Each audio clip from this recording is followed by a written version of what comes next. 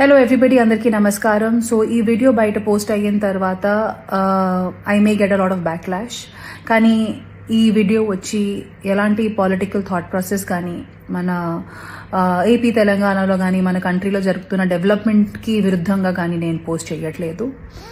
హెచ్సియూలో జరుగుతున్న పోరాటం గురించి అందరికీ తెలుసు.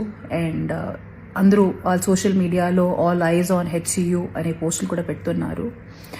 డెఫినెట్గా నేను ఇప్పుడు కంఫర్టబుల్గా నా అపార్ట్మెంట్ నుంచి కూర్చొని వీడియో చేసి పోస్ట్ చేస్తున్నాను. కానీ నాకు కూడా తెలుసు ఈ అపార్ట్మెంట్ కట్టేటప్పుడు ఎన్ని ట్రీస్ కానీ ఎన్ని యానిమల్స్ని కానీ చంపడం జరుగుంటుంది, లేకపోతే ఎన్ని ట్రీస్ కట్ చేయడం జరుగుంటుంది. So it is very easy for me to sit and make this video and talk about what is right and what is wrong.